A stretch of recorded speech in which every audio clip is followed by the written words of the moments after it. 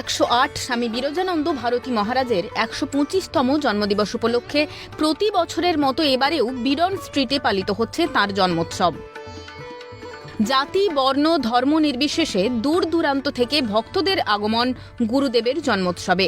শুক্রবার এই বিশেষ দিন উপলক্ষে ঠাকুরের সংগৃহীত বাণী এবং ঠাকুর সম্বন্ধে লেখা বিভিন্ন বইও ভক্তদের হাতে তুলে দেওয়া হয়।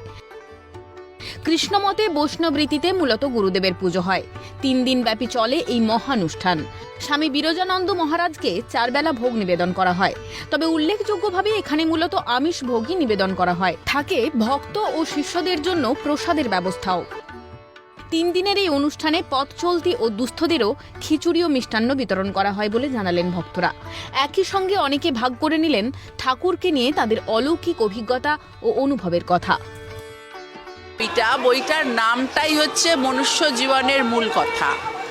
আমরা 84 লক্ষ জনই ভ্রমণ করে মনুষ্য জন্ম পেয়েছি কিছু সন্ধান করার জন্যে। বইটার নাম দিয়েছেন আমাদের ঠাকুর সন্ধান। এই সন্ধানই এই বইয়ের মধ্যে থেকে পাওয়া যাবে। আমরা এই বইয়ের মধ্যে থেকে মনুষ্য জীবনের মূল উদ্দেশ্য হচ্ছে ঈশ্বরের অনুসন্ধান করা, ঈশ্বর প্রাপ্তি। এই বইয়ের মধ্যে দিয়ে আমরা ঈশ্বর প্রাপ্তির পথটা জানতে পারি। যেটি পুজো শেষ হয়ে গেছে, আমরা ঘর থেকে প্রণাম করে বেরোবো ওনাকে। এবার তখনই তিনি বললেন, দীক্ষা নিবি? আমরা বললাম নেব। তখনই আমরা দুজন, আমার আরেক বন্ধু বিজন চৌধুরী ছিল, দুজনের দীক্ষা নিয়ে নিলাম। এই উৎসব আমাদের গতকাল দিবস হয়েছে, আজকে জন্ম উৎসব। আগামীকাল আমাদের এখানে এমনি পুজো হবে। আর প্রতিদিন দুপুরের পর এখানে নরনারায়ণের সেবা দেওয়া হয়। খিচুড়ি, মিষ্টি, সবজি দিয়ে, সেটা একটু বাদে বাইরে হবে। তো আমাদের মোট উৎসব হচ্ছে 3 দিন। শুধু এখানকার নয়, বাইরেরও কিছু ভক্ত আছে। বাদবাকি আমাদের যে আশ্রম আছে, বিভিন্ন যে জায়গায় যে আশ্রমগুলো আছে, তার মধ্যে মেইন আমাদের সাধু আশ্রম হচ্ছে সোনাথলি বলে পুরুলিয়া একটা জায়গা আছে, সেখানে আমাদের একটা আশ্রম আছে। আমাদের হাজারিবাগে আছে, আমাদের ধানবাদে আছে, আমাদের পুরুলিয়াতে আছে, তারপরে আপনার এদিকে দুমকাতে আছে।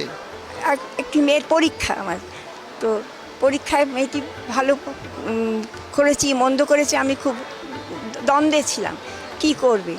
এবার বিকম পরীক্ষা, এবং আমার ঠাকুর এসে একদিন বললেন যে,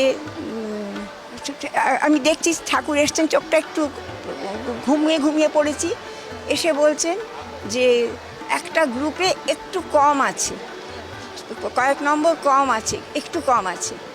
আমি বললাম, তা কি হবে বাবা? বললেন, ও ঠিক আছে, হয়ে যাবে।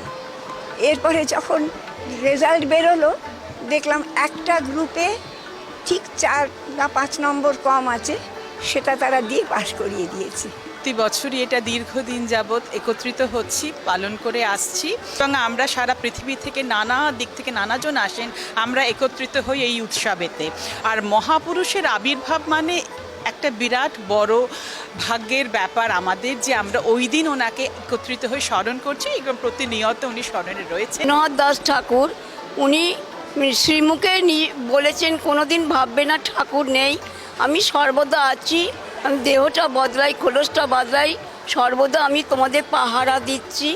আর তোমাদের ছোট বয়সে বাবা মারা গেছে, তোমরা বাড়িতে ছবির সামনে আর যা বলেছি আমাদের কাছে রেখে, পুরুলিয়া আশ্রমে রেখে সেই সব কথা উত্তর দিচ্ছেন। মনোহর দাস ঠাকুর, মনকে যিনি হরণ করেন, তিনিই হচ্ছেন মনোহর দাস ঠাকুর। আমাদের সে প্রথমে গন্ধ দিবস হয়, সেটা কালকে হয়ে গেছে। আর সকাল থেকে ঠাকুরের ওই জন্মোৎসবের সব পুজো চলছে। সকালে আমরা এখানে চা সেবা দিলাম ঠাকুরকে, তারপরে বাল্যভোগ, তারপরে এখন অন্ন সেবা দেওয়া হয়েছে। সন্ধ্যার সময় তো আমরা একটা ভোগ দিই, রাত্রে ফির শয়নে ভোগ দেওয়া হয়। আর রীতিমতো পুজো যেমন হয় সবই হয়, হিন্দু মতের সংস্কার আমরা সব পুজোগুলো সব করি। দূর দূরান্ত থেকে ভারতী মহারাজের যারা ভক্তরা রয়েছেন, শিষ্যরা রয়েছেন, তারা এই দিনে একসঙ্গে এই জায়গায় সমাবেত হন। এই পুজোর বিশেষ রীতিনীতি রয়েছে, এবং মোট 4 বার ভোগ নিবেদন করা হয় মহারাজকে। পাশাপাশি এখানে নিরামিষ ভোগের চল নেই, সাধারণ মানুষ যেটা খায় তাই মূলত নিবেদন করা হয় মহারাজকে এবং বিভিন্ন রীতিনীতি মেনে আচার অনুষ্ঠানের মাধ্যমে এই পুজো সম্পন্ন করা হয়।